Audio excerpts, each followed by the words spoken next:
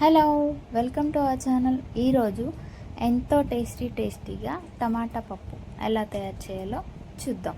Let's go.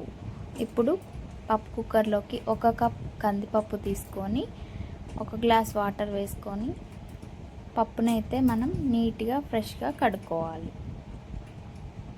ఇలా 2-3 times పప్పునైతే కడుక్కున్న తర్వాత 1 గ్లాస్ వాటర్ వేసుకొని కట్ చేసి పెట్టుకున్న ఆనియన్స్, కట్ చేసి పెట్టుకున్న పచ్చిమిర్చి, అలాగే 2 టమాటోలను వేసుకొని కొద్దిగా చింతపండు వేసుకొని 1 స్పూన్ పసుపు, అలాగే 1 స్పూన్ ఆయిల్ వేసుకొని పప్పు కుక్కర్కి అయితే మూత పెట్టుకోవాలి.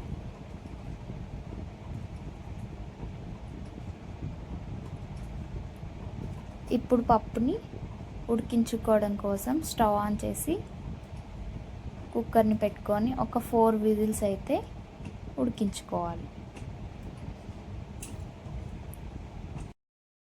ఇప్పుడు 4 విజిల్స్ వచ్చిన తర్వాత పప్పు అయితే మెత్తగా ఉడుకుతుంది.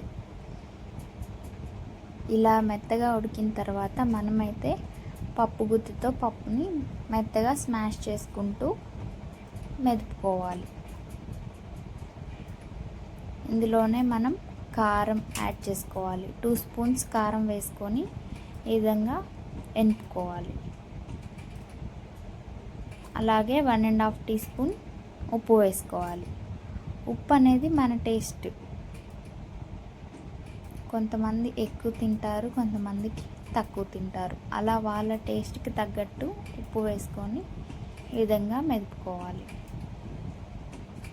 ఇప్పుడు మెదుపుకున్న పప్పుని ఒక గిన్నెలోకి తీసుకొని ఇప్పుడు తాలింపు కోసం ఆయిల్ వేడైన తర్వాత ఇందులో తాలింపు గింజలు 1 స్పూన్, జీలకర్ర 1/2 స్పూన్ వేసుకొని దంచి పెట్టుకున్న ఎల్లిపాయలు, ఎండుమిర్చి వేసుకోవాలి. అలాగే ఫ్రెష్ కరివేపాకు వేసుకొని కలుపుకోవాలి.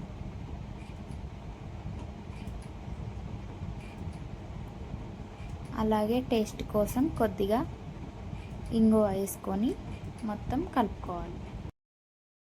ఇలా మొత్తం కలుపుకోవడం వల్ల తాలింపు అనేది మనకి మాడకుండా అండ్ అలాగే పర్ఫెక్ట్గా వస్తుంది. ఇప్పుడు మనం పప్పులోకి తాలింపుని ట్రాన్స్ఫర్ చేసుకొని కలుపుకున్నట్టయితే టమాటా పప్పు చాలా టేస్టీగా అండ్ అలాగే తిన్నా కొద్దీ తినాలనిపించే ఫీల్లో చాలా టేస్టీగా ఉంటుంది. Thanks for watching and subscribe for more videos.